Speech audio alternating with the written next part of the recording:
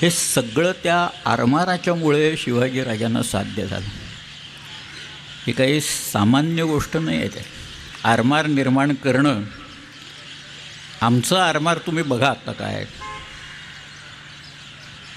एक रशियन विमानवाहू नौका आणायची की नाही, आणि त्याच्यासाठी कित्येक हजार कोटी रुपये तिथे रशियाला द्यायचे, आणि ग्लॉस्कोफ नावाची ते शिप इथं आणायचं. आता ते विक्रांत काढले त्यांनी, आता मोडीत काढलेलं जहाज आहे त्यात.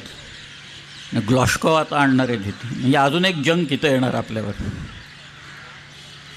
शिवाजीराजांनी स्वतःचं आरमार स्वतः उभं केलं, आणि त्या होड्यांनी नंतर जो काही पराक्रम केला आहे तो पराक्रम फार विलक्षण आहे. तो पराक्रम पूर्ण मी सांगतो, पण 15 वर्षात शिवाजी महाराजांच्या आरमाराने जो पराक्रम केला त्याला पहिल्यांदा हे आरमार आणि त्याच्या जहाजाची क्वालिटी फडतूस आहे असं म्हणणारे इंग्रज 15 वर्षानंतर म्हणायला लागले की शिवाजी राजांच्या सारख्या बोटी आमच्या आरमारात हव्यात.